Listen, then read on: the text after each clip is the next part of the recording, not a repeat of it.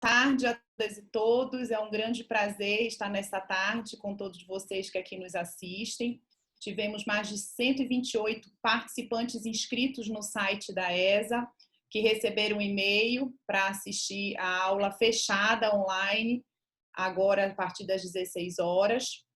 E nós vamos compor uma mesa de abertura virtual e, posteriormente, passaremos a palavra para o professor Dr. Antônio Maués, que é a grande estrela dessa tarde, a quem queremos muito ouvir.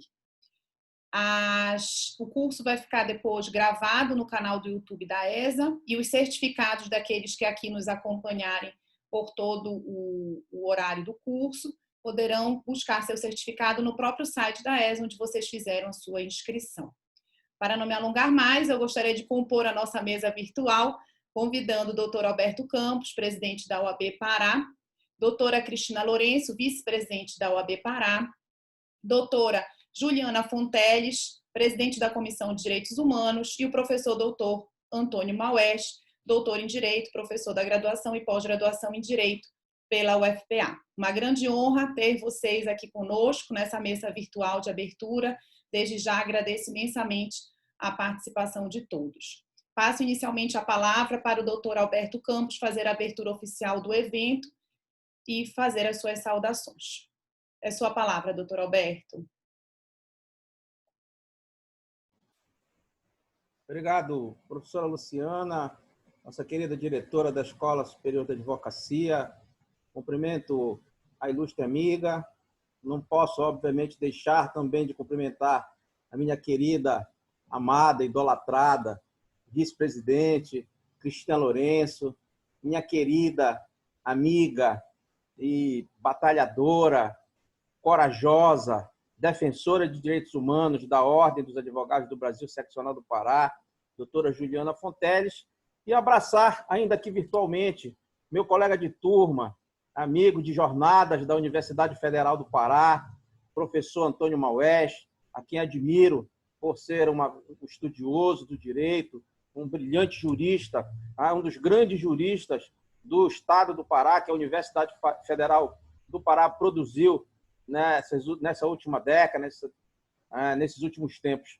É uma satisfação enorme tê-lo aqui, professor Antônio Maués. Sei que a sua agenda é cheia, mas sei também que fomos favorecidos por essa pandemia que atingiu a todos e que pôde dar uma flexibilidade nas nossas agendas para poder realizar esses eventos, que também tem sido uma grata surpresa, porque a Ordem nunca conseguiu atingir um número tão expressivo de advogados, advogadas, estudantes de direito em seus eventos presenciais, como tem conseguido com a facilidade do mundo virtual. Então, a Ordem realmente cresceu muito em alcance nos seus eventos.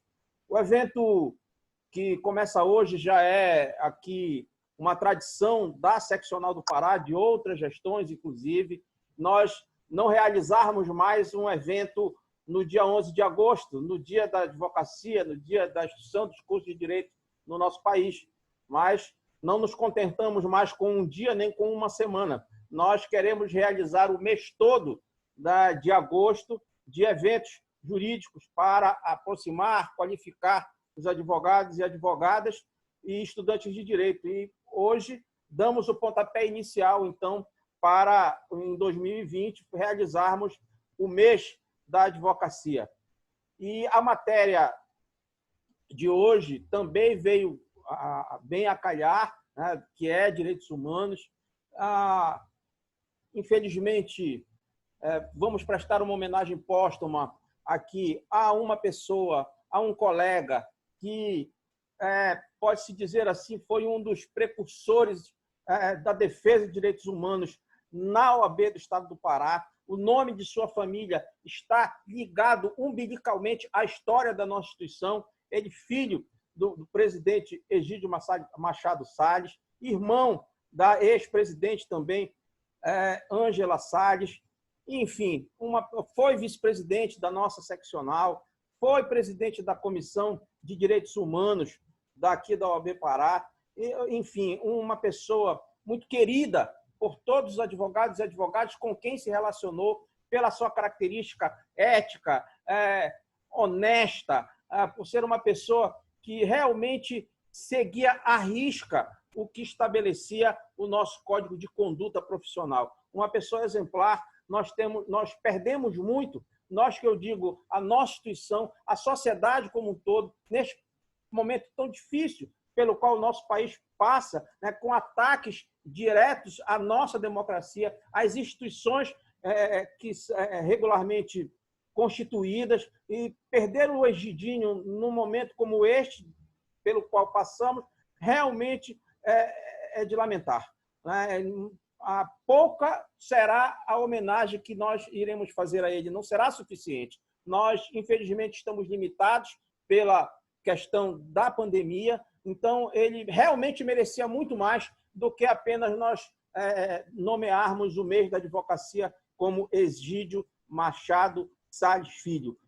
O nosso Egidinho, como conhecido daqueles que prezavam pela sua amizade, ele realmente merece todas as homenagens que a Ordem dos Advogados Seccional do Pará poderia oferecer a um integrante dos seus quadros. Mas, infelizmente, nós não podemos fazer muito além do que homenageá-lo simbolicamente com o nome do mês da advocacia do ano de 2020. A defesa dos direitos humanos, a gente sempre coloca isso, professor Maués, nos juramentos dos novos advogados e advogadas quando ingressam aqui na Ordem. Eles precisam ter essa consciência, não é, de que nós fazemos um juramento quando ingressamos na Ordem de defender direitos humanos. Isso faz parte da essência do exercício da advocacia que todos nós fazemos quando ingressamos aqui. Não adianta você, como advogado ou advogada, se esquecer do juramento e ir para as redes sociais, por exemplo, atacar aqueles que são defensores de direitos humanos assim mais abertamente. Porque, na verdade, toda a advocacia, quando ingressa na Ordem, todo aquele bacharel, quando ingressa na Ordem, ele se compromete perante a classe, perante a sua instituição, perante os seus familiares que, via de regra, estão na sessão de juramento, de que, a partir daquela data, irão defender direitos humanos. Então, para nós que somos integrantes da instituição, que somos dirigentes da instituição, temos que todos os dias bater nesta tecla de educação, educar, fazer com que eles se relembrem de que, quando aqui ingressaram, juraram, dentre outras coisas, defender, obviamente, a Constituição, as instituições jurídicas, mas também e principalmente defender os direitos humanos. Parece que uns são poucos, ainda bem, se esquecem disso. Mas lembro que no Estatuto, inclusive, no dispositivo que se retira o juramento que fazemos, a defesa,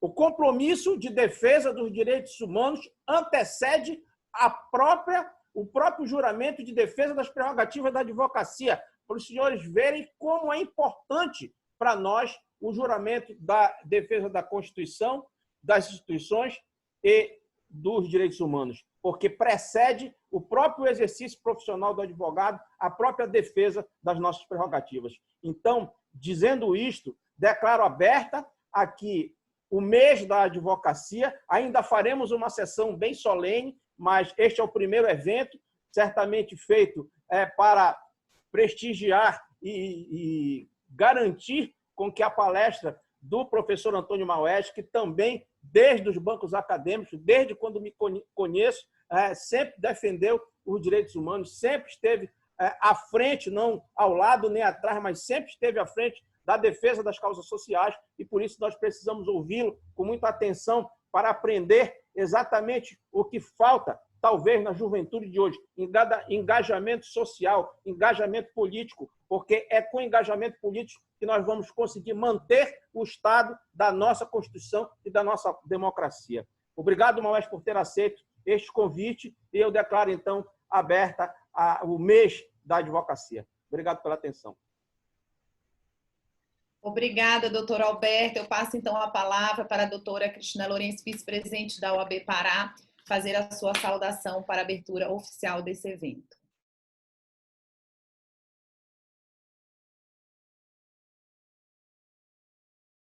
Está sem áudio, Cris. Tá vendo? Acho. Ainda estamos aprendendo, ainda. Bem, boa tarde a todos e todas. Eu gostaria aqui de agradecer ao convite que me foi feito pela Comissão de Direitos Humanos para estar presente, a professora Luciana, parabenizar pelo mês da advocacia. É um mês de muito trabalho, né? A gente tem muito trabalho, porque a gente vem já de uma tradição de fazer durante todo o período, como disse o presidente. Então, é um momento de realmente elevar a qualificação da nossa advocacia. Também saudar o meu presidente, doutor Alberto Campos, e o professor Maués, nosso querido professor, que sempre nos atende em todos os pedidos aqui da UAB e da ESA, para que possa estar com a gente nesses momentos de capacitação da nossa advocacia. Eu acho que o tema ele não poderia ser mais oportuno, quando a gente está falando aí da necessidade de continuarmos a defender os direitos humanos. Nós estamos enfrentando muitos desafios, crises como a pobreza, a violência, abuso dos direitos humanos, que estão minando a paz, segurança, desenvolvimento e harmonia social entre todos os povos. A própria ONU já alertou que a Covid aí ela vai causar um retrocesso de anos ou décadas em grandes coisas que nós já havíamos conquistado, e nós vamos ter aí uma recessão tremenda, que vai levar muitas pessoas à pobreza. E tudo isso tem a ver com direitos humanos. A gente vai ter também aí um grande problema, que vai ser o distanciamento dos objetivos do desenvolvimento sustentável.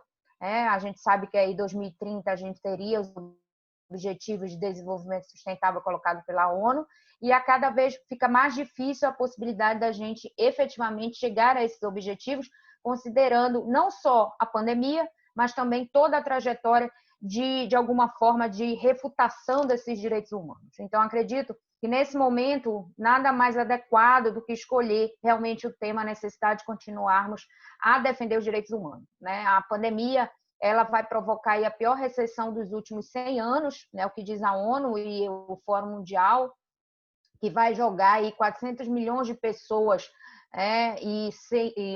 sem emprego, e 100 milhões de pessoas podem ficar na extrema pobreza.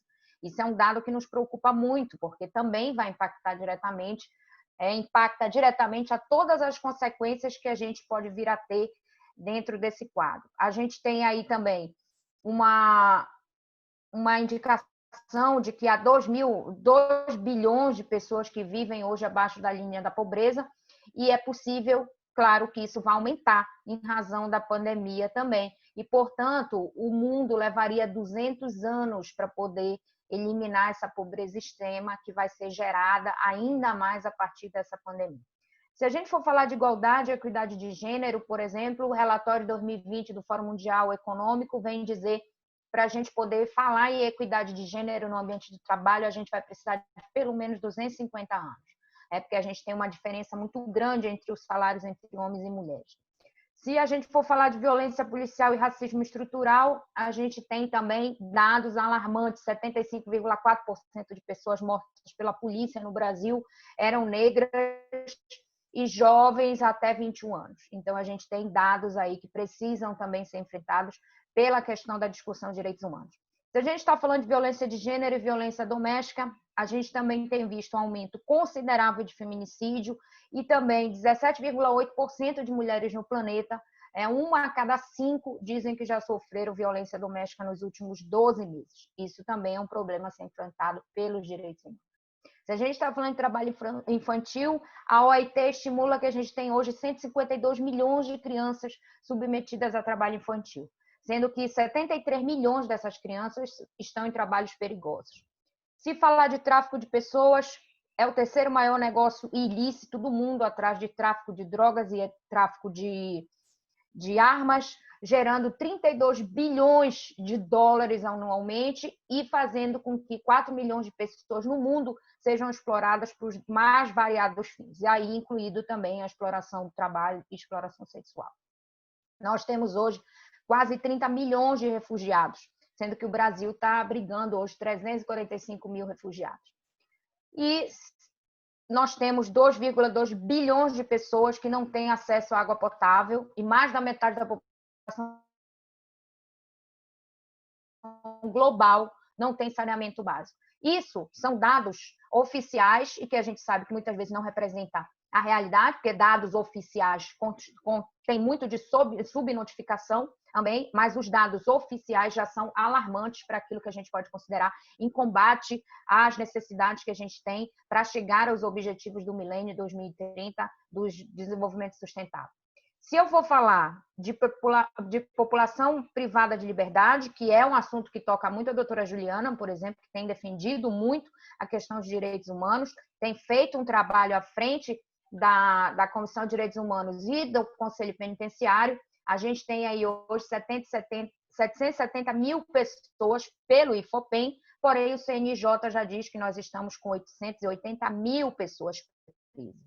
Então, nós temos uma população mundial hoje de 11 milhões de pessoas presas, sendo que são 700 mil mulheres. E a gente sabe que as mulheres têm diferenças quando a gente está falando de encarceramento feminino. E quando a gente está falando de mulheres encarceradas, a gente também está falando de 19 mil crianças que estão vivendo na prisão com essas mulheres.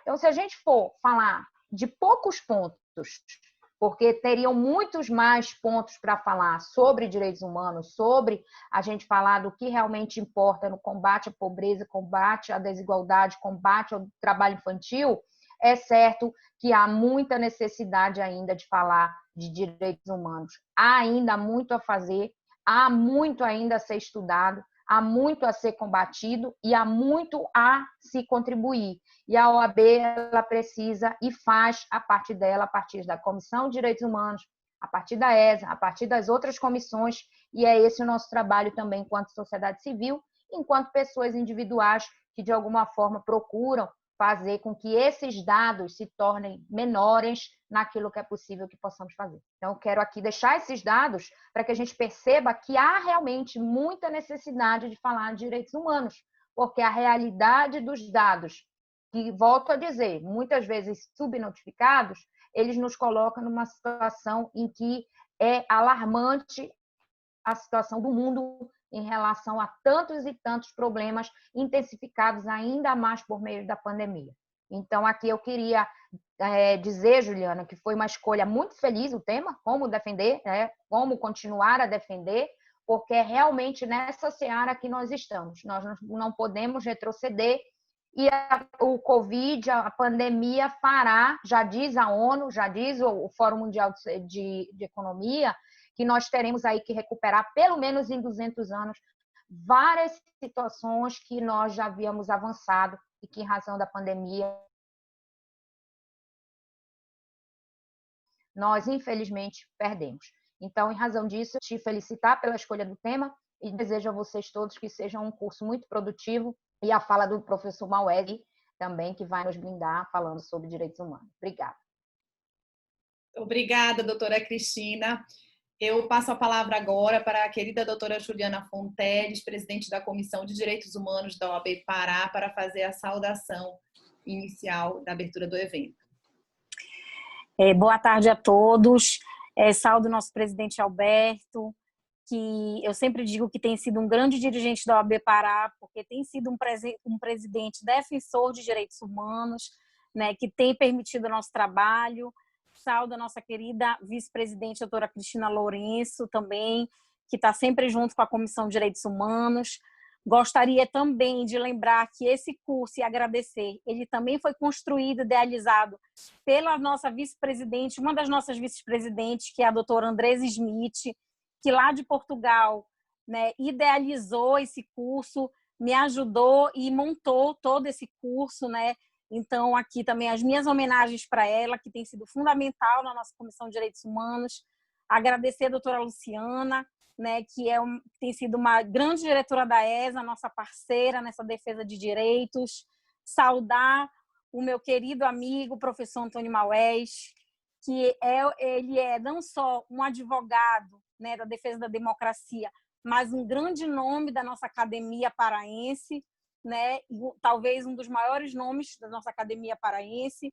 Então, dizer que é uma honra muito grande a Comissão de Direitos Humanos está abrindo esse evento hoje, esse curso, o mês da nossa advocacia, em tempos tão difíceis, né? E eu não poderia deixar também de dar umas palavras para homenagear a memória do nosso bravo doutor Egídio Salles, que foi um dos grandes nomes na defesa dos direitos humanos desse Estado. Ele labutou junto com meu pai, Paulo Fonteles, quando meu pai não tinha carteira da ordem ainda, era o doutor Egídio que assinava as petições na luta pela posse da terra nesse Estado. Então, ele deixa um legado para todos nós de defesa de democracia. Então, assim, as minhas homenagens, o meu amor, o meu carinho e a gratidão a tudo que o doutor Egídio Salles nos ensinou e deixou no nosso Estado. E também dizer também que, apesar dos tempos sombrios que vivemos, de ataque à democracia, de ataque à defesa de direitos, precisamos resistir, precisamos todos os dias tomar fôlego, ter coragem, esperança, dialogar com todos. Somos diferentes, mas precisamos conviver. E como nosso presidente Alberto falou, todos nós, advogados, quando fazemos o juramento, juramos defender os direitos humanos.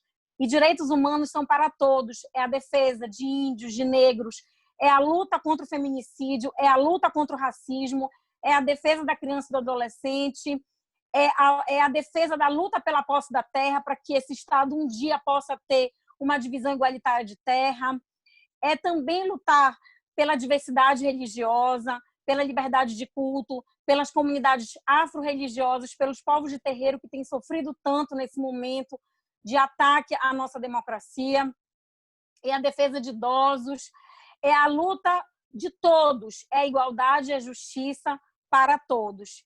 E, por fim, dizer que cada vez mais precisamos levar para a sociedade de que defensores de direitos humanos e agentes de segurança pública devem caminhar de mãos juntas pela paz. Nós precisamos dialogar. Nós temos grandes defensores de direitos humanos que são policiais e nós temos que desmistificar e amadurecer de ambos os lados para que nós possamos ouvir todos e defender direitos humanos para todos.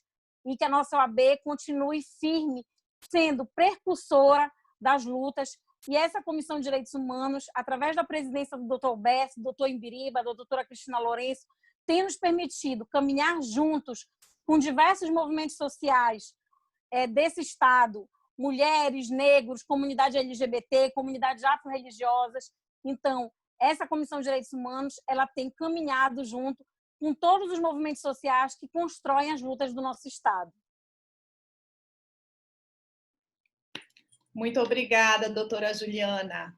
Parabéns a todas as falas, a todas as saudações. Eu, enquanto diretora-geral da Escola Superior de Advocacia do Pará, gostaria de agradecer mais uma vez a presença de todos e instaurar, como o presidente Alberto já abriu, o nosso mês da advocacia, intitulado Medidas e Reflexões sobre os Impactos da Crise no Âmbito Jurídico, onde nós vamos ter, hoje iniciando a programação, essa semana ainda teremos lives com todos os presidentes das subseções da OAB, inicia amanhã a primeira live, sempre às 17 horas, e na próxima semana a gente continuaremos com as lives e teremos, a partir das 18 horas, os painéis.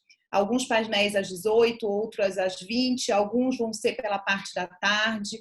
Gostaria de que todos vocês acompanhassem as redes sociais da ESO, nosso Instagram, nosso site, nosso Twitter, e assim também a rede social da OAB Pará, onde todos esses eventos estão sendo divulgados. Eventos pensados com muito carinho, e assim como esse, a maioria deles em parceria com todas as comissões que sempre estão presentes no trabalho da escola, porque eu tenho esse lema de que trabalhando junto, com certeza, o nosso trabalho vai ser maior e melhor e vai alcançar o maior número de pessoas. Essa tecnologia, ela nos foi imposta por conta de um isolamento, por conta de uma pandemia, mas alguma coisa boa ela trouxe. Nós estamos conseguindo chegar a todos os cantos do Pará, onde a gente tem algum sinal de internet. Infelizmente, não são todos os lugares que temos ainda um sinal de internet bom, com qualidade, para que as pessoas possam nos assistir, para que as pessoas possam participar.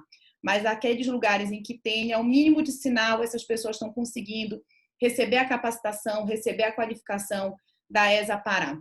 E esse é o nosso intuito, essa é a nossa missão, e nós não vamos parar, nós vamos continuar nessa luta de levar o conhecimento e a educação para todos, porque ela também está diretamente relacionada aos direitos humanos e todos têm direito à educação, todos têm direito à informação. É a educação que transforma, é a educação que desenvolve. uma cidade, uma vila, um estado, um país. Sem a educação, principalmente em direitos humanos, a gente não tem a evolução de nada. Essa é a minha contribuição, a minha breve saudação. Desejo um excelente evento.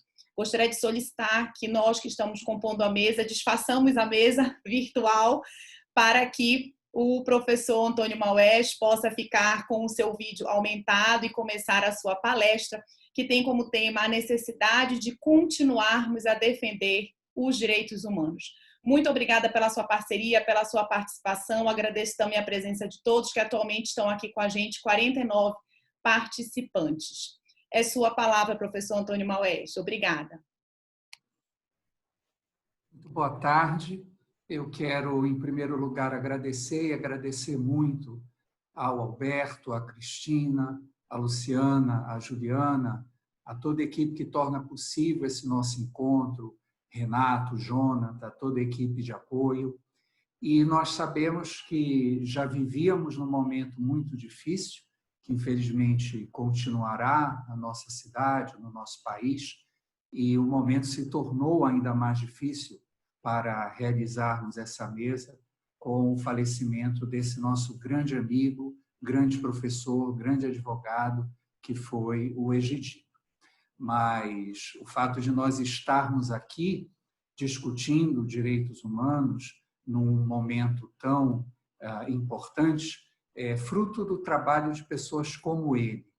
E seguramente homenageá-lo com as atividades no mês da advocacia é muito justo, porque nós temos que reconhecer sempre aqueles que vieram antes de nós e que possibilitaram que nós estivéssemos hoje aqui falando sobre direitos humanos, defendendo os direitos humanos, ratificando mais uma vez o compromisso da Ordem dos Advogados do Brasil com a democracia e com os direitos humanos no nosso país.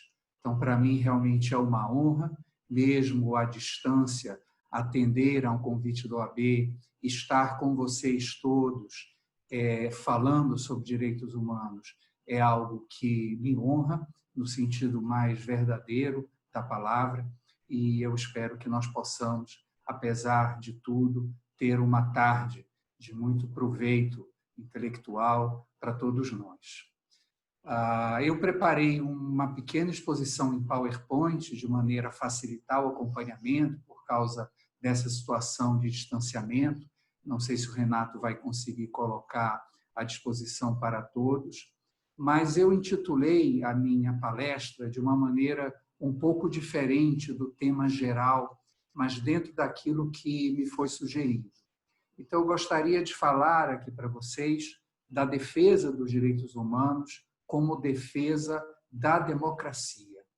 Eu estou partindo de um entendimento que hoje, creio, já é muito presente no Brasil, que o governo Bolsonaro é um governo que ameaça a democracia no Brasil, ameaça o regime constitucional democrático que nós construímos a partir de 1988. Esse projeto autoritário, portanto, não apenas prejudica a sociedade brasileira no que se refere aos direitos humanos, mas prejudica a própria continuidade da democracia no nosso país. Portanto, eu entendo que hoje defender os direitos humanos é mais do que nunca essencial para que nós possamos defender a democracia. E é claro que nós não podemos falar sobre esse tema sem lembrar a todo momento da situação que nós estamos vivendo com mais de 90 mil cidadãos e cidadãs brasileiros falecidos em razão dessa pandemia. São estatísticas oficiais, infelizmente nós sabemos que o número deve ser bem maior do que esses quase 100 mil. Sabemos também, infelizmente, que essa contagem irá continuar e, pior de tudo, meus amigos, minhas amigas, sabemos que muitas dessas mortes eram evitáveis. Basta nós olharmos para países vizinhos, como a Argentina, para ter a certeza de que uma resposta mais adequada do poder público teria impedido uma parte muito significativa dessas vidas que se perderam. Então, nós não podemos falar de direitos humanos no Brasil, neste momento, sem falar da gravidade dessa situação. A ninguém cabe dúvida de que o direito à vida é um direito humano. E se nós temos tantas vidas perdidas nos últimos meses, não apenas por causa de uma doença terrível, mas por causa de ações e omissões do poder público, e principalmente do Poder Executivo Federal, da Presidência da República, nós não podemos deixar de, a todo momento, lembrar desse nosso contexto. Falar de direitos humanos hoje no Brasil traz, entendo, para todos nós, uma enorme responsabilidade, até mesmo um peso, o peso dessas vidas perdidas e que poderiam continuar com a nossa convivência, contribuindo para a sociedade brasileira.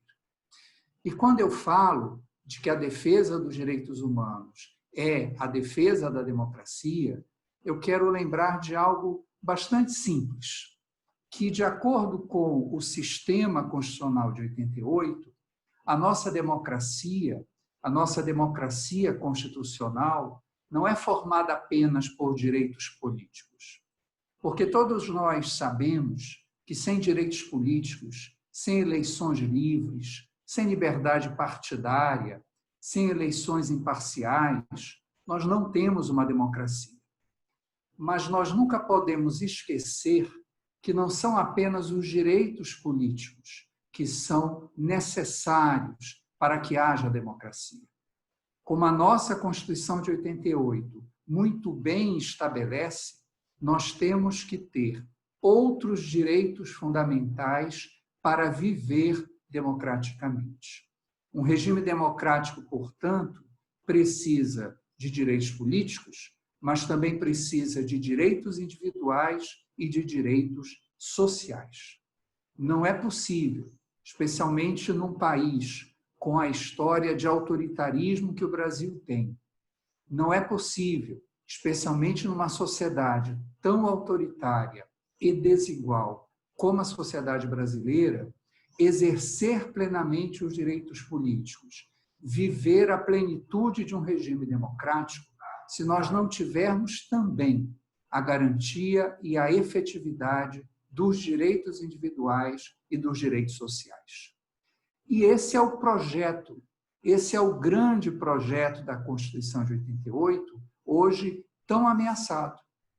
A Constituição, que pela primeira vez na nossa história colocou os direitos fundamentais no início do seu texto, estendeu de maneira absolutamente inédita e original o conteúdo desses direitos fundamentais e incorporou a dimensão individual, a dimensão social e a dimensão política dos direitos fundamentais para dizer de maneira muito clara: no Brasil, democracia é isto.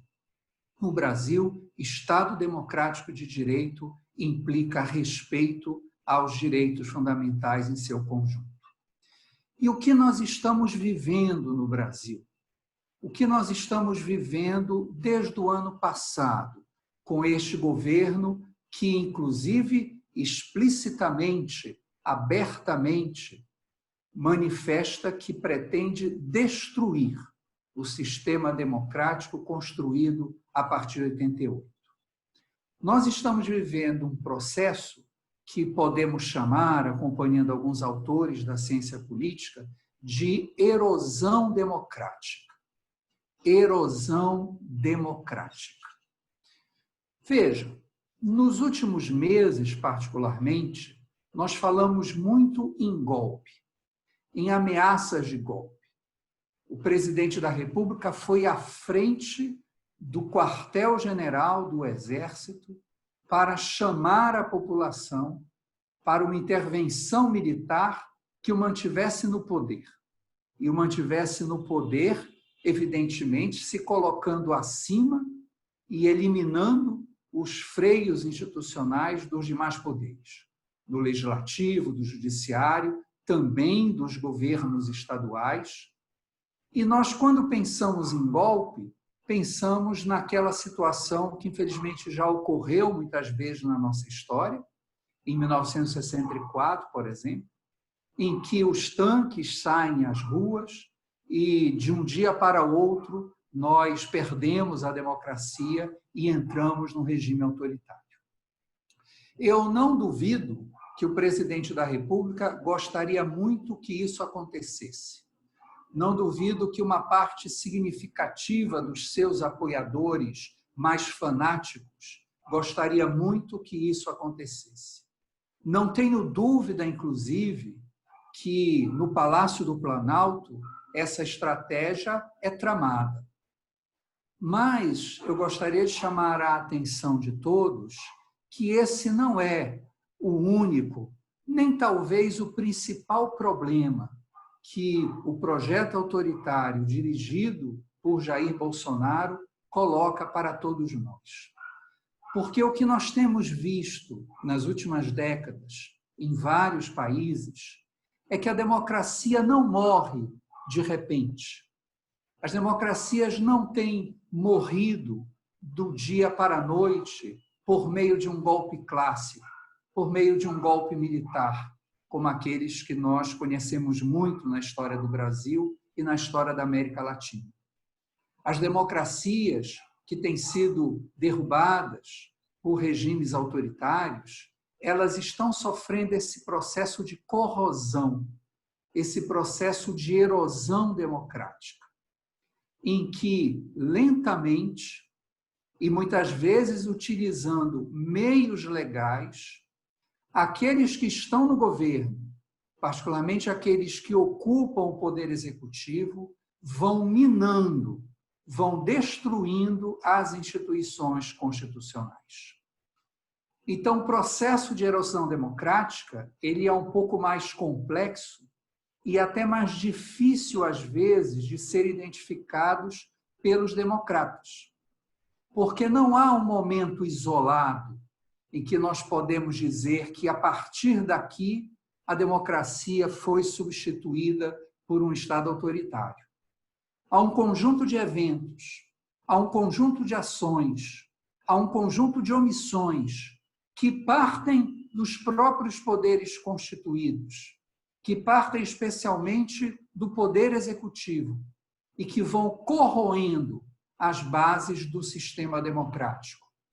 Até o momento em que, embora você possa continuar tendo eleições e, portanto, uma máscara de democracia para o regime político, essas eleições já não são livres.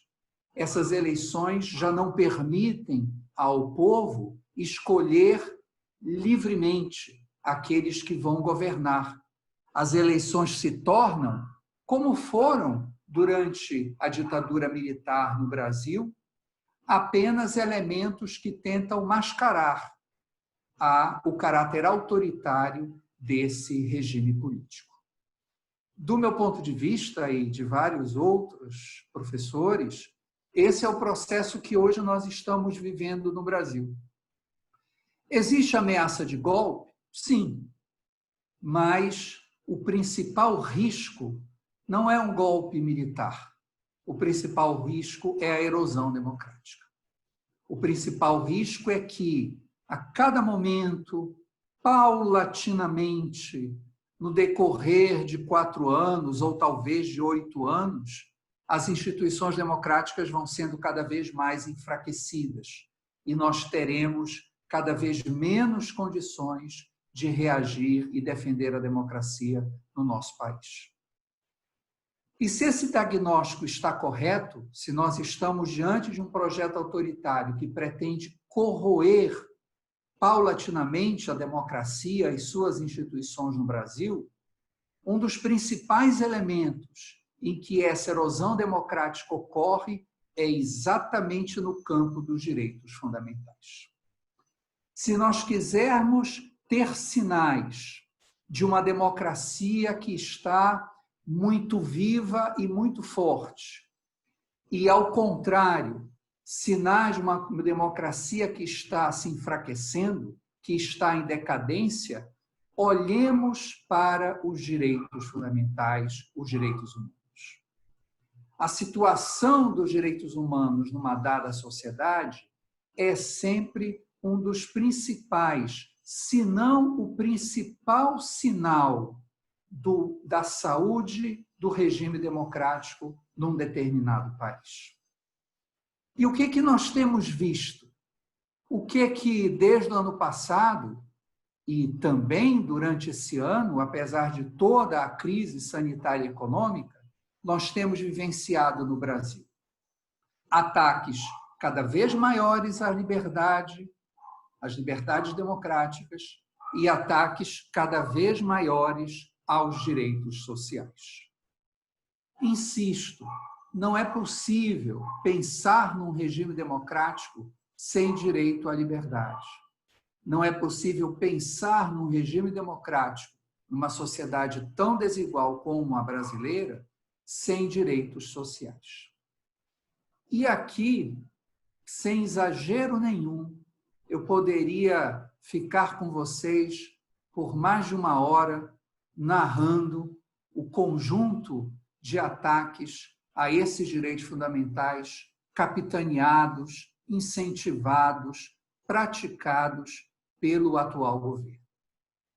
Mas, como todos nós estamos acompanhando o que vem acontecendo no nosso Brasil, e para que nós possamos ter tempo também para o debate, eu vou apenas me limitar a alguns exemplos, que talvez nem mesmo são os mais importantes, mas aqueles que, nesse momento, eu trago para vocês, sabendo que estarei deixando de lado, nessa reflexão, vários outros ataques a outros direitos fundamentais igualmente importantes que têm acontecido no nosso país. Falando sobre o direito à liberdade, quero começar aqui com a liberdade de expressão. Sem liberdade de expressão, não há democracia, porque a democracia supõe a divergência de opiniões e de pontos de vista, supõe a circulação de diferentes ideias que representam o pluralismo e a diversidade que estão presentes numa sociedade como a brasileira. E a liberdade de expressão está lá. É logo o primeiro enunciado do direito geral de liberdade no nosso artigo 5º. E o que nós temos visto de parte do governo federal? Um uso coordenado, financiado com recursos públicos, das redes sociais para atacar os opositores do governo. Vejam recentemente o que aconteceu com uma figura pública bastante conhecida, né? O youtuber Felipe Neto, que em poucos dias, segundo dados apresentados pela mídia, foi alvo de mais de 3 milhões de mensagens e visualizações contrárias a ele, o acusando, entre outras coisas, do crime de pedofilia. Nós sabemos que isso não é um movimento espontâneo. Nós sabemos que as investigações até hoje realizadas mostram como existe, com apoio público, inclusive financeiro, o uso dessas redes sociais para combater os opositores ao governo e, portanto, atacar, limitar a liberdade de expressão. E, mais recentemente, tivemos o desgosto de ver a montagem de um sistema nacional de informações no âmbito do Ministério da Justiça, com dossiês contra pessoas no serviço público, policiais, agentes do sistema de segurança, professores, que estão falando o óbvio, que nós estamos diante de um projeto autoritário que para muitos é um projeto fascista e que defender a democracia é, sim, se opor a esse governo e a esse projeto. E se o governo não respeita e ataca a liberdade de expressão, é claro que uma dimensão específica e também muito importante da liberdade de expressão não estará protegida, e eu estou aqui falando da liberdade de imprensa. Nós sabemos como o governo federal tem dirigido os recursos da publicidade oficial para os meios de comunicação que favorecem, para os meios de comunicação que o defendem. Nunca foi tão evidente, desde o final da ditadura, a existência de uma imprensa chapa branca, que se mantém, mais uma vez, com apoio financeiro do governo e que tem, sobretudo, o papel de difundir as fake news. Eu não gosto de utilizar termos em inglês, especialmente quando nós temos expressões muito similares em português, fake news, notícias falsas, mas quando nós falamos em fake news, é porque nós não estamos falando apenas de algo que sempre houve na imprensa, a notícia que foi mal checada, a notícia que se demonstra falsa, mas nós estamos falando de uma maneira sistemática de distorcer a realidade. Nós estamos falando de uma produção sistemática de informações falsas, que não tem apenas o objetivo de prejudicar A ou B, que tem o objetivo de prejudicar o próprio debate público. Mais uma vez, não há democracia sem liberdade de expressão e tampouco sem liberdade de imprensa. Sem imprensa livre não há democracia, porque nós precisamos dessa imprensa para que, mais uma vez, nós tenhamos acesso às diferentes opiniões, possamos formar a nossa opinião sobre as políticas, sobre os partidos, sobre os representantes, sobre os candidatos, de maneira livre. E se a partir do governo, a partir do próprio Estado, existe um constante intento de distorcer o debate público, de difundir notícias falsas, de dificultar que as leituras mais corretas da realidade cheguem à população, nós estamos diante de um grave atentado à imprensa livre, à liberdade de imprensa, à liberdade de expressão. Diria a vocês que isso já seria suficiente, nós vislumbrarmos tantos ataques à liberdade de expressão como nós temos visto. Mas eu, até pela condição de professor há tantas décadas, não posso também de lembrar aqui os ataques à liberdade de ensino, à liberdade de cátedra. Esse foi um governo que iniciou e apresentou como uma das suas primeiras propostas a criação, a implantação do chamado programa Escola Sem Partido, que nada mais é do que impor a ideologia autoritária deste governo. É nada mais do que tentar retirar de todos os estabelecimentos de ensino a crítica ao conservadorismo e ao reacionarismo que esse governo representa. E essa tentativa do Escola Sem Partido, que, pelo menos nesse ponto, já foi rechaçada, e esperemos que isso se confirme em breve pelo Supremo Tribunal Federal, ela adquire várias dimensões. E nas universidades, por exemplo, foi a tentativa de intervir diretamente sobre elas, inclusive nomeando reitores ligados e fiéis ao governo. Nunca poderemos esquecer que o último ato, um dos últimos atos do senhor Abraham Weintraub, à frente do Ministério da Educação, foi a edição de uma medida provisória que tentava aproveitar esse momento difícil de pandemia para dar ao governo federal o poder de escolher livremente reitores ad hoc para dirigir as universidades brasileiras enquanto durasse essa situação. Essa medida provisória era tão flagrantemente inconstitucional que ela foi devolvida pelo presidente do Senado Federal. Em 32 anos quase de Constituição de 88, nós contamos nos dedos das mãos o número de medidas provisórias que foram devolvidas, tão flagrante a sua inconstitucionalidade.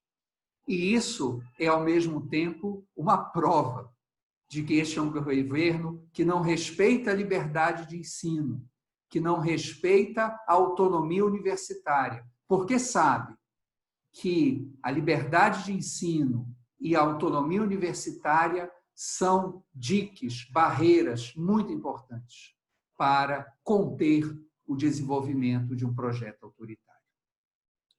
Então, nós não podemos estar tranquilos.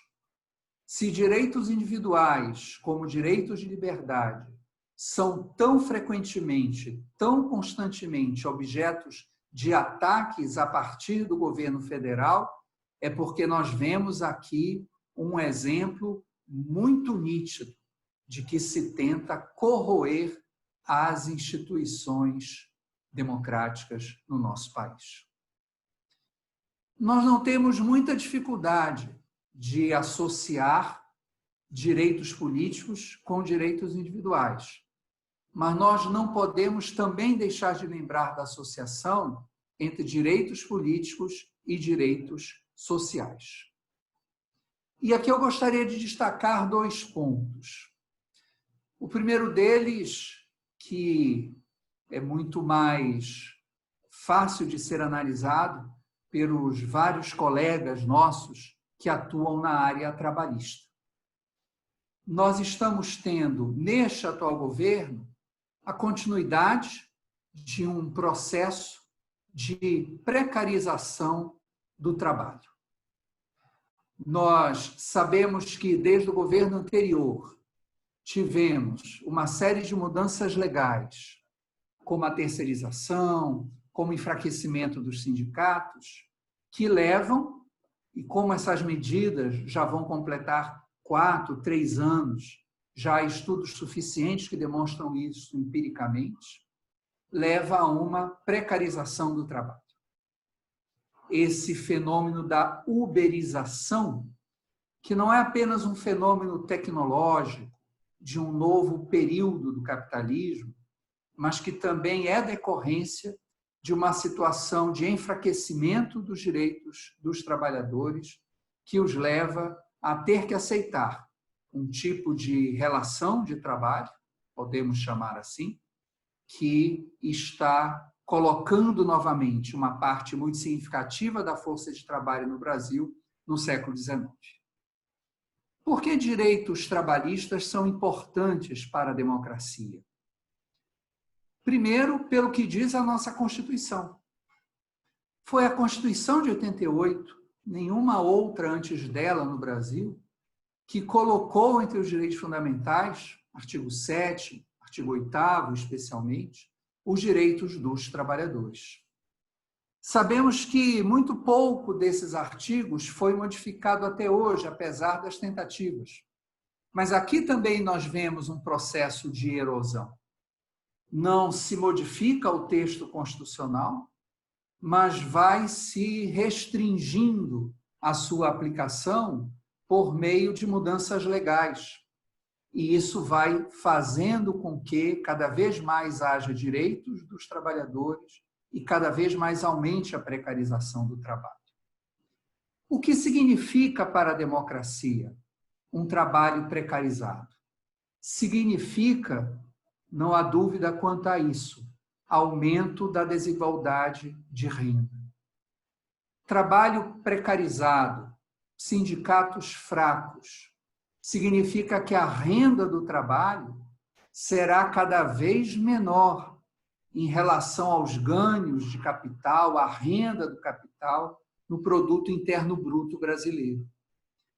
E quando cai numa sociedade a renda dos trabalhadores, aumenta a desigualdade de renda, mas também a desigualdade de patrimônio, a desigualdade de riqueza e a desigualdade de oportunidades.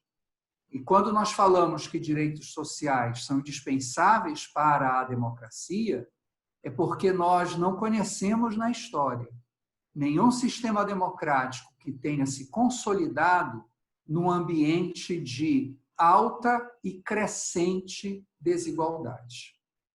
A desigualdade na sociedade brasileira sempre foi muito elevada, mas vejam que não se trata de coincidência, que foi exatamente sob a Constituição de 1988, a partir do governo Fernando Henrique Cardoso e de maneira mais acentuada a partir do governo Lula, que a desigualdade diminuiu historicamente no nosso país. Democracia significa que as pessoas querem apresentar suas demandas. As eleições servem para isso. E nós sabemos que boa parte das demandas da sociedade brasileira são demandas por distribuição de renda, são demandas por serviços públicos de qualidade, são demandas por direitos sociais.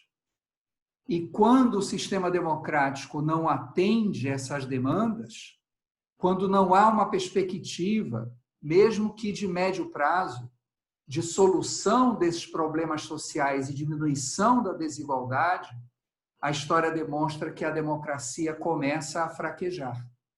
E que mesmo a parcela mais pobre do eleitorado acaba se convencendo de que é melhor um governo autoritário, para que possa garantir o mínimo vital para a existência dessa parcela mais pobre da população.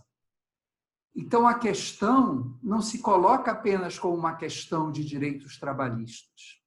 A questão não se coloca apenas como uma discussão se nós devemos ter outras formas de regulação do trabalho. Nós temos que colocar a discussão da precarização do trabalho no contexto do exercício dos direitos políticos e da democracia. Um trabalho cada vez mais precarizado tem consequências econômicas, tem consequências sobre a distribuição da renda, terá consequências sobre a igualdade socioeconômica e afetará negativamente a democracia. E aqui não apenas o governo Bolsonaro dá continuidade ao que já vinha sendo praticado em anos anteriores, como ele busca aprofundar, por algumas medidas, inclusive já aprovadas, essa tendência de precarização. E, por fim, aquela parte dos direitos sociais que até fundamentou, é um dos fundamentos do parecer em favor do impeachment do presidente da República, aprovado pelo nosso Conselho Seccional. A OAB Pará, mais uma vez, respeitando a sua longa trajetória de luta pela democracia, em julho passado, como todos sabemos, foi a primeira seccional que, por uma votação quase unânime de seu conselho, aprovou o parecer que tecnicamente indica o cometimento de crime de responsabilidade pelo atual presidente da República, indica ao Conselho Federal o pedido de abertura do processo de impeachment. Porque o que nós vemos nesse momento da pandemia e da crise sanitária, nós sentimos ainda mais, muitos de nós, cidadãos e cidadãs brasileiros, a falta das políticas sociais no Brasil. Este governo é um governo que, por ações e omissões, não realiza os direitos sociais. Duas medidas que nós podemos aqui lembrar. Esse governo mantém o teto dos gastos. A emenda constitucional 95, aprovada no final de 2016, é uma emenda que rompe o compromisso constitucional que foi firmado em 1988, que implica a existência de políticas sociais como políticas redistributivas. E nós sabemos que o teto dos gastos, o congelamento em termos reais das despesas primárias, irá afetar e já está afetando a possibilidade de implementação dessas políticas sociais. Isso já seria grave. a manutenção do teto dos gastos da forma em que ele foi aprovado em 2016 continuará sendo um terrível obstáculo ao progresso das políticas sociais e, portanto, dos direitos sociais no Brasil. Mas, além disso, nos últimos meses, nós vimos atos comissivos e omissivos do governo federal, da presidência da República, contrários ao próprio direito à saúde no Brasil. Como o tempo já vai se esgotando, eu não vou nem mesmo citar nada do que o presidente Jair Bolsonaro tem feito nos últimos 3 meses. Todos nós estamos acompanhando, todos nós somos testemunhas históricas. Poderemos, no futuro, dar o nosso testemunho de como tivemos a maior autoridade do país por meio de ações e omissões, provocando a morte de centenas de milhares de brasileiros. Se a pandemia em si, como já foi lembrado, inclusive, pela doutora Cristina, já trouxe um aumento notável da desigualdade em todos os países que estão sendo mais afetados por ela, esses efeitos sobre a desigualdade e, portanto, sobre os direitos sociais são ainda maiores quando nós temos um governo que, além de não fazer o que deve para combater a pandemia, age no sentido de aumentar os seus efeitos negativos sobre a população brasileira. Então, infelizmente, esse é o quadro que nós temos, meus amigos, minhas amigas. Eu não poderia falar em outro tom, me desculpem. Eu não poderia falar de outra maneira nesse momento em que nós estamos ainda longe de superar esse problema tão grave.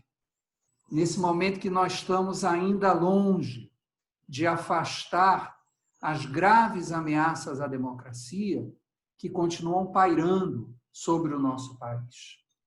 Mas pelo menos uma coisa nós sabemos. Nós sabemos que defender os direitos humanos é sempre indispensável para uma sociedade civilizada. Nós sabemos que defender os direitos humanos é um compromisso, como lembrou o professor Dr. Alberto Campos, de todos os advogados e de todas as advogadas. Mas nós não podemos esquecer, neste momento, que defender os direitos humanos é defender a democracia no Brasil. Aqui nós temos que ter a ideia de não dar nenhum passo atrás. Qualquer retrocesso dos direitos humanos no Brasil, qualquer tentativa bem-sucedida de restringir o direito à liberdade, de restringir os direitos sociais, provocará danos irreparáveis ao regime democrático no nosso país. Então, nós não podemos dar nenhum passo atrás. Nós precisamos, como cidadãos e cidadãs que defendem a democracia, em que, inclusive, juraram defendê-la e proteger os direitos humanos, de não permitir que isso aconteça. O momento é muito difícil e, portanto, essa exigência é quase uma exigência sobre-humana.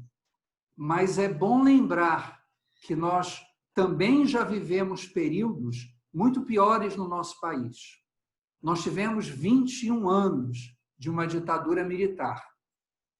E mesmo num período tão difícil, foi possível resistir, foi possível lutar pelos direitos humanos e foi possível obter vitórias. E o nosso querido e saudoso Egidinho é um dos exemplos. Então, nós podemos ter esses exemplos, nós podemos olhar esses exemplos para saber que nós temos todas as condições de resistir, de impedir esses ataques aos direitos humanos essa tentativa de erosão da democracia e, portanto, num outro momento, falar que nós conseguimos impedir a volta do autoritarismo no nosso país. Muito obrigado pela atenção de vocês. Muito obrigada, professor doutor.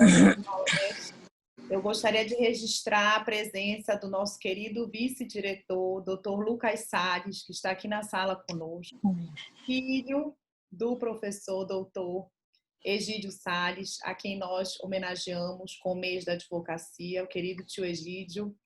O Lucas adentrou um pouco depois do início, e eu gostaria de registrar aqui, Lucas, que todos fizeram homenagens para o doutor Egídio, tanto o doutor Alberto, como a doutora Juliana, como o doutor Antônio Maués, que esse mês da advocacia você nos ajudou a organizar. Semana passada nos reunimos, toda a equipe da ESA, para organizar o mês da advocacia. Ele não homenageava ninguém e, infelizmente, com o fato ocorrido nesse domingo, em conversa com o presidente Alberto, decidimos de pronto que era mais do que justo que esse mês da advocacia recebesse o nome desse profissional que tanto brilhou a nossa classe da advocacia paraense. E como o presidente Alberto falou no início, é um pequeno gesto, não é muito, não substitui grandes homenagens, mas é o mínimo que nós podemos registrar e fazer, que todo esse mês de agosto receba o seu nome, que muito nos orgulha e que possa confortar um pouquinho os seus familiares. E muito obrigado, Lucas, porque você tem sido um vice-diretor maravilhoso junto à Escola Superior da Advocacia, sempre ao nosso lado, sempre prestativo, sempre presente nesse trabalho que tanto nos orgulha, que é levar a educação para todo o estado do Pará, para todos os nossos colegas advogados e advogadas. Muito obrigada. Eu tinha que fazer esse registro. Eu passo a palavra, então, para a doutora Juliana Fonteles, que vai dar continuidade aos trabalhos dessa mesa virtual, realizando os debates, os questionamentos que forem surgindo e se fizerem necessários. É sua palavra, doutora Juliana. Eu gostaria também de transmitir o meu beijo, o meu carinho, todo o meu sentimento ao doutor Lucas Salles, tá, doutor Lucas, para toda a sua família, que eu amo de coração, e por tudo que seu pai representou no nosso estado. Bom, para iniciar, depois da exposição brilhante, né, do nosso querido professor Antônio Maués, que nos trouxe aqui muitas reflexões, e ele iniciou dizendo que defender direitos humanos é defender a democracia. E eu não poderia deixar de que, com essa frase que ele iniciou, puxar a dramática situação que a população carcerária e seus familiares têm sofrido no Pará. Porque essa Comissão de Direitos Humanos, há um ano, presidiu o Conselho Penitenciário do Estado durante a maior crise carcerária que esse Estado viveu e ainda vive, e esse pesadelo não terminou. Nós temos trabalhado incansavelmente, através de todo o apoio da nossa presidência. Gostaria de aproveitar para dizer que os relatórios, fruto das inspeções carcerárias, já estão seguindo para as esferas internacionais, né? E, assim, essa frase do professor Maués me puxou toda essa situação dramática que a presidência dessa Comissão de Direitos Humanos tem acompanhado, né, através dessa situação, que é a denúncia, essa barbárie que a gente tem vivido no sistema carcerário. A gente sabe que o sistema carcerário é falido a nível de Brasil, mas a gente tem vivido uma dramática situação nos cárceres do Pará, e amanhã vai completar um ano. Nós tivemos aí, dia 29 de julho, marcou a chacina de Altamira, que foi a segunda maior chacina depois do Carandiru, e amanhã, 5 de agosto, completa um ano que essa população carcerária vem padecendo e seus familiares. E aí eu gostaria de fazer esse comentário, né, e ao mesmo tempo pedir que o professor Maués comentasse, porque é muito difícil quando a gente é criminalizado enquanto defensores de direitos humanos, que defendemos e vamos continuar defendendo sim essa população carcerária, porque a gente sempre fala, quem cometeu um crime tem que pagar a sua pena, mas com dignidade humana. Não se pode tolerar tortura no Estado democrático de direito. quando se admite tortura, está se violando a Constituição da República, está se violando a democracia. Então, essas pessoas, elas precisam ter trabalho e educação para que elas possam se ressignificar e se ressocializar, conforme a nossa lei de execução penal.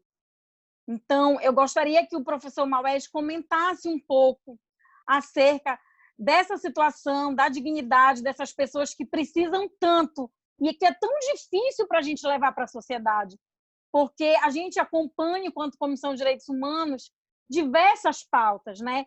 Como o nosso grande vice-presidente nacional, doutor Everaldo Patriota, sempre fala, as nossas pautas, elas são oceânicas. E é bom a gente frisar que defender direitos humanos não é uma pauta nem de direita nem de esquerda, mas é uma pauta civilizatória, né? Então, que eu acho, os apenados, essa população carcerária, ela precisa ter a sua dignidade humana resguardada e que a gente precisa levar isso para a sociedade, porque é uma população excluída, é uma população esquecida e que tem sido hoje a maior luta dessa Comissão de Direitos Humanos da nossa OAB Pará. Professor Maués e todos. Obrigado, Juliana, e quero aproveitar para me solidarizar também à distância. Não estava em Belém, mas acompanhei, né, os ataques que vocês sofreram na Comissão de Direitos Humanos da OAB no ano passado, e você pessoalmente. Então, não apenas me solidarizo, mas também expresso a minha admiração pela coragem, pela perseverança. Eu costumo falar uma frase em sala de aula que os meus alunos muitas vezes ficam chocados, e talvez vocês aqui também fiquem. Mas, quando eu estou falando de direitos humanos, eu costumo dizer o seguinte: nós podemos avaliar de que maneira uma sociedade protege adequadamente os direitos humanos da sua população quando nós estudamos a condição de vida de dois grupos de pessoas: as pessoas privadas de liberdade e os idosos. Se eu chegar numa sociedade e quiser saber qual é o nível, o grau de proteção que essa sociedade oferece aos direitos humanos, eu devo olhar para as condições dos presos e para as condições das pessoas idosas. E por que esses dois grupos, para mim, são tão importantes? Para nós sabermos como se protegem os direitos humanos num dado país. Os idosos, porque são aquelas pessoas que já contribuíram para a sociedade. Os idosos, porque são aquelas pessoas muitas vezes vistas como fardo, como um peso, porque já não exerce uma função produtiva. E, no entanto, uma sociedade que respeita os direitos humanos irá prover a essas pessoas que se encontram numa situação de dependência decorrente da sua idade tudo o que elas necessitam para terem os últimos anos da sua vida de maneira digna. Mas esse raciocínio que eu aplico aos idosos, eu também aplico aos presos. Porque as pessoas que estão com a sua liberdade privada, especialmente aquelas que já tiveram uma sentença transitada em julgado, elas estão ali porque violaram direitos de outras pessoas. Elas estão ali, se responderam a um processo justo, porque cometeram crimes. Se mesmo essas pessoas que cometeram crimes, que violaram os direitos, inclusive direitos fundamentais de outras pessoas, têm os seus direitos fundamentais garantidos, afinal, o único direito que perdem, de acordo com a nossa Constituição, é a liberdade de locomoção, é a liberdade de ir e vir, isso é um bom sinal de que a sociedade trata ainda melhor aquelas pessoas que cumprem as leis, aquelas pessoas que não violam os direitos de outras pessoas. Então, muitas vezes, numa sociedade como a nossa, com violações tão diárias dos direitos humanos, nós tendemos a fechar os olhos. Situação dos presídios, paciência, e de qualquer forma eles estão lá porque fizeram alguma coisa grave. são homicidas, traficantes, latrocidas. Você pode até pensar assim, mas não é esse o pensamento que o nosso sistema constitucional nos incentiva a fazer.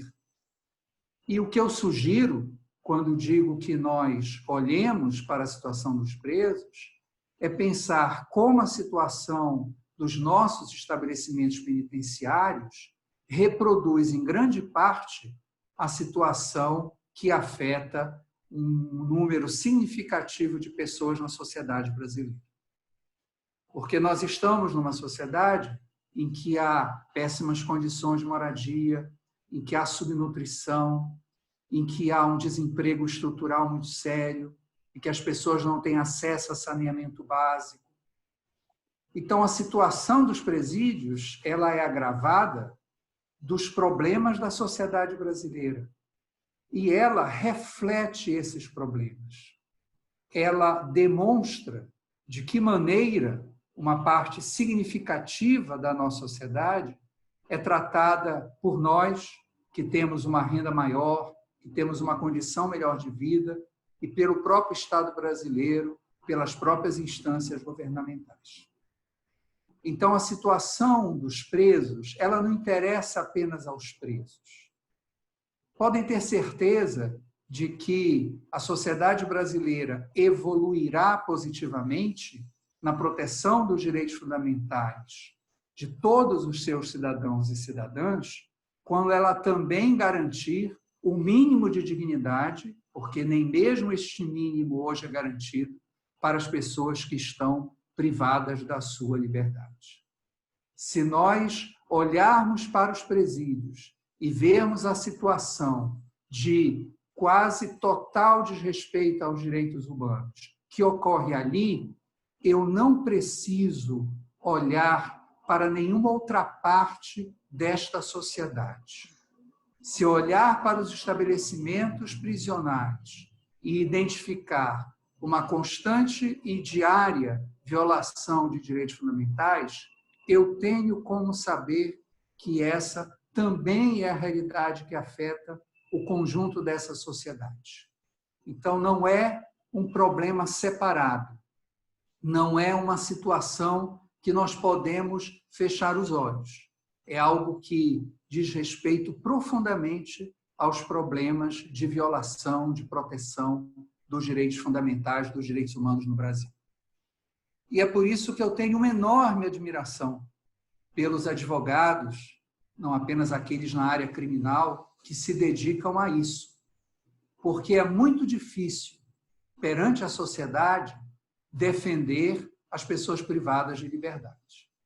É muito difícil quando, a partir do próprio Estado, e não apenas do Poder Executivo, também do Poder Legislativo e do Poder Judiciário, os advogados são tratados como equivalentes aos criminosos, às pessoas que eles defendem. Mas, como está colocado, inclusive, no salão da nossa OAB, a advocacia não é profissão para covardes. Então, é exatamente em situações como essa que nós vemos como a sociedade democrática precisa de advogados e advogadas corajosos, que mesmo quando a ampla maioria da sociedade está dizendo "e daí?", nós nos levantamos e dizemos que essas pessoas têm direitos, por pior que tenha sido o crime cometido por elas.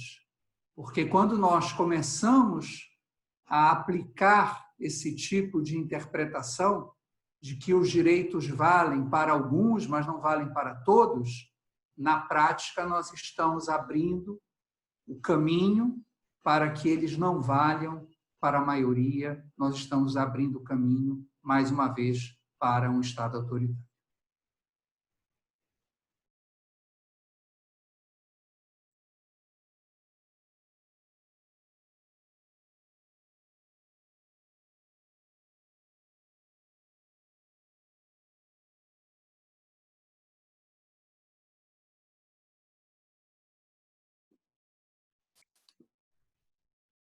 Vai fazer mais alguma consideração, doutora Juliana? Não, perfeitas as colocações do doutor professor Antônio Maués, né? E só para complementar, assim, que a gente sabe que toda essa barbárie que está acontecendo nos presídios do Pará, né? Esse aumento do feminicídio, esse aumento do racismo, que eu sempre tenho dito isso, inclusive nas lives da nossa Comissão de Direitos Humanos, o Brasil é um país historicamente racista, né? Esse índice alarmante agora, esse aumento muito grande de feminicídio, tudo isso faz parte desse cenário, né, de fascismo que a gente está vivendo no nosso país. Então, a gente sabe que, independente dos nossos pensamentos, das nossas ideologias, a gente tem que buscar lutar pela democracia, pelos direitos, né, de todos. E é por isso que a nossa comissão tem esse papel tão árduo, né, de defender todos os povos excluídos, todos os povos vulneráveis, né, de estar, acima de tudo, buscando a defesa da democracia. E assim, palavras como a do professor Antônio Maués agora fortalecem a nossa coragem para continuar lutando por essa população carcerária, para lutar contra a tortura e para continuar lutando por justiça e igualdade para todos.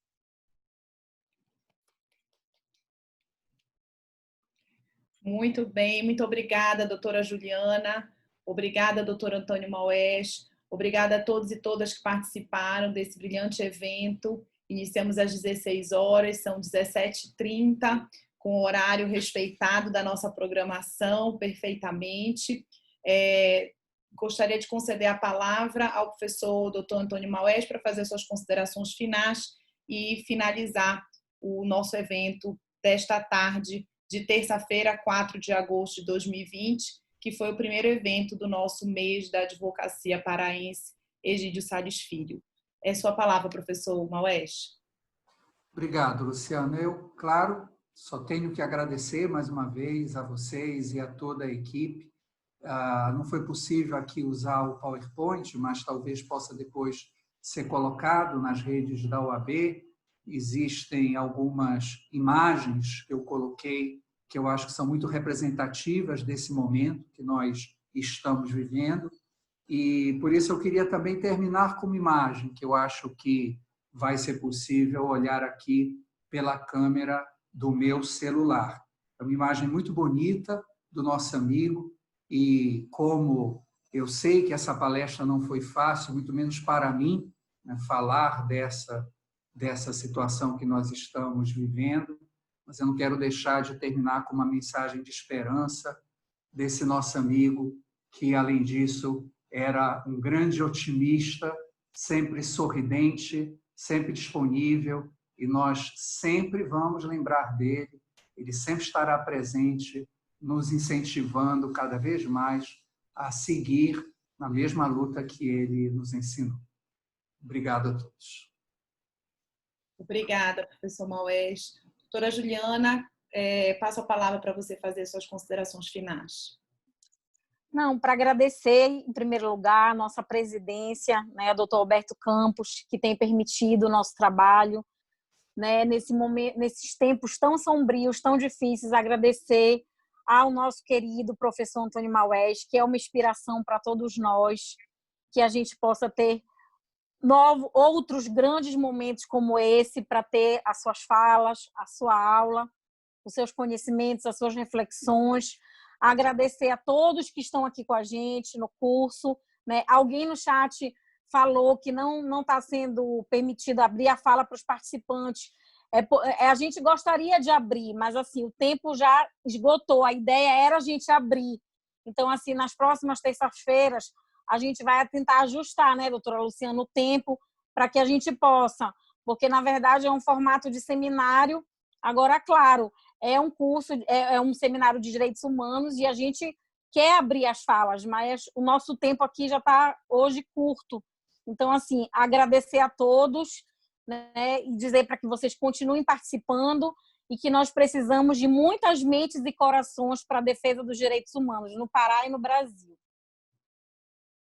Muito obrigada, doutora Juliana. Exatamente. A programação da Comissão de Direitos Humanos ela vai ocorrer durante todas as terças-feiras, às 16 horas. Hoje o nosso tempo ficou um pouco apertado por conta que nós fizemos a mesa de abertura e teve a fala do presidente Alberto, da doutora Cristina, minha fala, da doutora Juliana, como fala de saudação da abertura tanto do mês de advocacia quanto do evento da Comissão de Direitos Humanos. Na próxima terça-feira não haverá mais essa mesa oficial de abertura e nós iniciaremos imediatamente com a palestra e aí vai ficar até mais tempo para discussão, porque a palestra normalmente é de 30 minutos e aí sobra até 30 minutos para a gente abrir para as discussões. Solicito, inclusive, que vocês voltem a participar, porque a temática que foram suscitadas aqui, todas estão relacionadas, obviamente, aos direitos humanos e ficamos muito agradecidos com a ampla participação de vocês. Aqueles que nos acompanharam poderão receber os seus certificados na própria página da ESA e aqueles que queiram, a cada terça-feira, a cada evento desse mês da advocacia, haverá uma inscrição individualizada, porque são eventos de diversas áreas do direito e aqueles que têm interesse em uma área podem não ter interesse em outra área. Então, acompanhe o nosso site, que diariamente estão sendo divulgados os eventos, os painéis, que nós já temos até o dia 31 de agosto. À medida que a nossa assessora de comunicação nos envia as artes, os cards de divulgação, nós estamos colocando nas redes sociais e estamos abrindo as inscrições para todos poderem participar. Muito obrigada pela participação de todas e todos. Uma excelente tarde, mais uma vez, professor Antônio Maués. Obrigada pela sua parceria e pelas brilhantes exposições nessa tarde em que continuamos isolados, mas não menos juntos aqui por essa rede social, que é possível que a gente se encontre, pelo menos virtualmente. Presidente Alberto estava com a câmera desligada, como nós solicitamos, né? Para ficar aparecendo maior aí o professor Antônio Maués e a doutora Juliana, debatedora. Presidente Alberto, passo a palavra para você fazer as considerações finais para nós encerrarmos esse primeiro painel. Falar depois do Maués é só para agradecer, né? Mais os ensinamentos que ele nos oferece, assim, com a grandeza, né, que uma pessoa que realmente não nega quando quer prestar ensinamentos àqueles que querem ouvi-lo.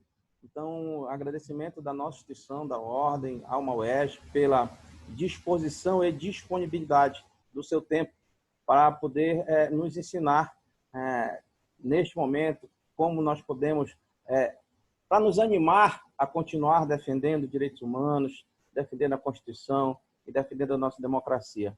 Me preocupa muito e eu acho que devo, inclusive, conversar mais com o Maués sobre isso. Esse projeto de lei que tenta criminalizar ou combater a fake news, é muito preocupante este projeto que está lá.